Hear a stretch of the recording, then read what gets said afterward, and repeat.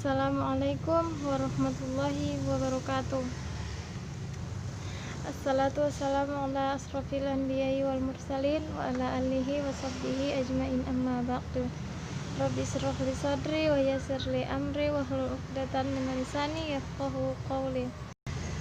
Kami dari kelompok 1 terdiri dari 2 orang, yakni saya sendiri Rosmida Putri Anjani dan teman saya Peggy Ariwanda Wardani, yang bertemakan pengaruh teman.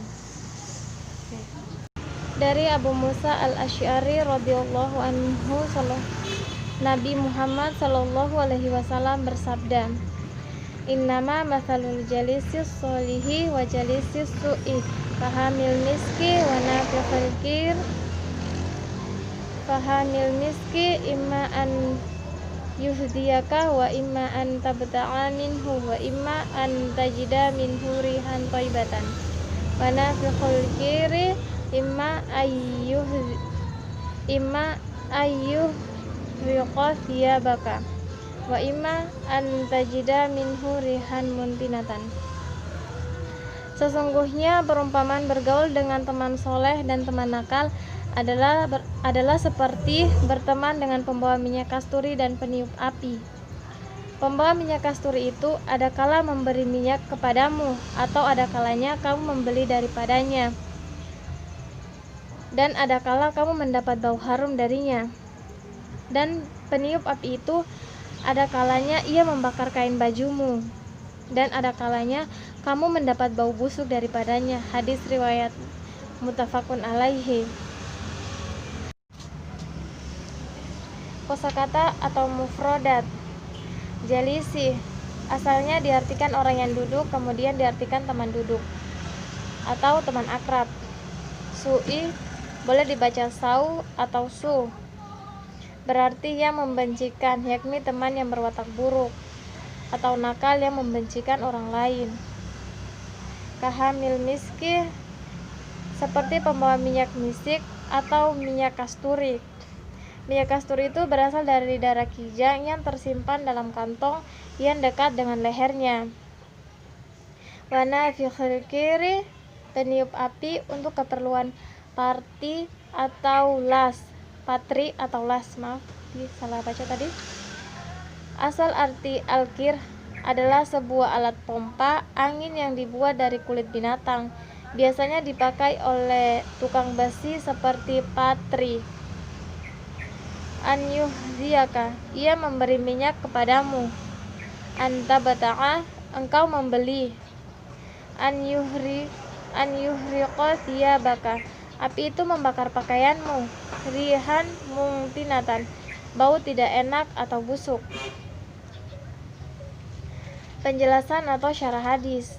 Hadis ini membimbing manusia untuk keperluan baik yang merupakan cita-cita dan tujuan pendidikan. Di hadis ini Nabi Shallallahu alaihi wasallam menekankan kepada kita bahwa dalam berteman kita juga harus memilih atau seleksi, karena berteman juga bisa membentuk perilaku dan karakter kita. Berteman dengan siapapun sah-sah saja, boleh-boleh saja, asalkan kita juga pintar-pintar dalam menilai mana yang harus diambil, mana yang harus ditinggalkan. Karena jika kita mengambil semua dari apa yang kita lihat dari teman kita, mau itu yang baik atau yang buruk, dan kita tidak pintar dalam memfilter, kita bisa terjerumus dalam perilaku yang buruk dan karakter kita bisa menjadi buruk. Jika kita mendapatkan teman yang soleh di dunia, maka jika kita telah tiada, dia akan bisa menolong kita di akhirat nanti. Jadi buat teman-teman semua, semoga kita bisa menemukan teman yang soleh yang bisa menolong kita di hari akhir nanti. Semoga kita tidak hanya berteman di dunia, tetapi berteman juga di akhirat. Oke, penjelasan selanjutnya akan disampaikan oleh teman saya. Selanjutnya yaitu ikut mencium keharuman minyak wangi. Nah, ini berbunyi wa imma an tajida minhu rihan thayyiban. Nah, kita dapat mencium bau harum dari teman pembawa minyak wangi tersebut. Nah, maknanya yaitu seseorang yang berteman dengan orang soleh itu citranya di masyarakat dia mendapat penilaian yang baik. Jadi dia itu punya nama baik karena berteman dengan orang soleh tersebut. Kan biasanya itu seperti di masyarakat, misalnya oh anak ini tuh biasanya kumpulannya itu sama orang-orang baik, biasanya itu kumpulannya itu orang yang suka sholawatan, suka pengajian, berarti otomatis dia itu juga pasti orang baik karena temannya juga orang baik, jadi dia punya sifat yang sama seperti teman-temannya gitu. Nah, itu anggapannya di masyarakat seperti itu. Jadi dia nama baiknya ikut terangkat berkat si teman yang soleh itu. Lalu yang B, persamaan teman nakal dengan peniup api. Nah, ini yang pertama, perumpamaannya yaitu membakar pakaian.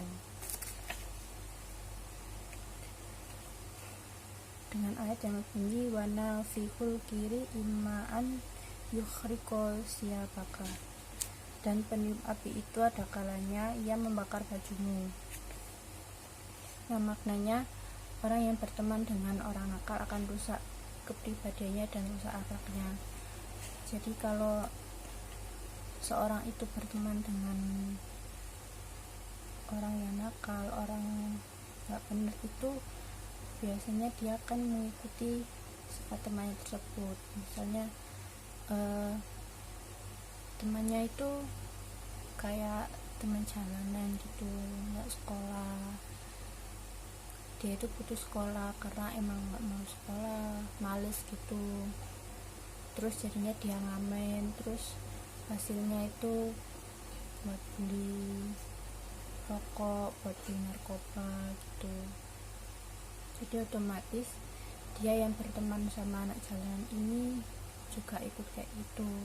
Misalnya temennya juga ini suka nyuri barang gitu, jadi otomatis yang dia yang berteman ini juga lama kelamaan akan ikut suka nyuri barang juga. Terus yang kedua ada perumpamaan mencium bau busuk. Nah, ayatnya berbunyi wa imma an tajidan minhu rihan muntinah. Itu dan ada kalanya kamu mendapatkan bau busuk daripadanya. Nah, terus juga dari akibat berteman dengan orang yang suka mencuri, nanti kan lama kelamaan akan juga tertular juga suka mencuri. Nah, habis gitu bisa aja nanti suatu saat yang mencuri itu tertangkap oleh polisi, otomatis juga yang berteman dengan pencuri itu tadi akan ikutan kena polisi juga. Misalnya temannya itu pengedar sabu, nah dia yang berteman dengan pengedar sabu itu pasti dikejar-kejar karena pasti juga ada sangkut pautnya. Nah, pelajaran yang dipetik dari hadis tersebut yaitu yang pertama, anjuran berteman dengan orang atau anak yang berkepribadian soleh baik dalam agama maupun dalam urusan dunia. Yang kedua, larangan berteman dengan orang yang berkepribadian buruk. Yang ketiga, persahabatan mempunyai pengaruh besar dalam pendidikan. Baik dan buruknya kepribadian seseorang diantaranya ditentukan oleh teman-teman yang ada di sekelilingnya. Anjuran kepada pendidik, pengajar, guru, dan orang tua dan yang bertanggung terhadap pendidikan anak agar memilihkan teman-teman yang baik buat anak didiknya. Yang terakhir, hukum kesucian minyak mis dan kebolehan jual beli. Biografi singkat perawi hadis yaitu Abu Musa al-Asy'ari, bernama asli Abdullah bin Qais. Ia meriwayatkan hadis dari Rasulullah SAW sebanyak 360 hadis dan wafat di Kufah pada tahun 44 Hijriah. Ya, jadi dapat kami simpulkan dari hadis pengaruh teman ini, teman itu merupakan pengaruh yang besar juga buat kita, karena kalau teman kita males, otomatis kita juga males, pasti itu ngaruh banget. Pasti kalau kita nggak mau nggarap tugas, ya kita juga ikutan nggak garap tugas.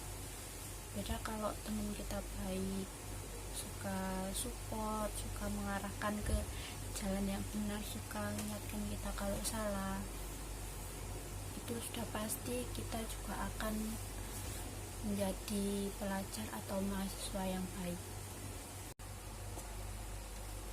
Sekian presentasi dari kami, kurang dan lebihnya wassalamualaikum warahmatullahi wabarakatuh. Teman-teman yang ingin bertanya, silakan didiskusikan bersama.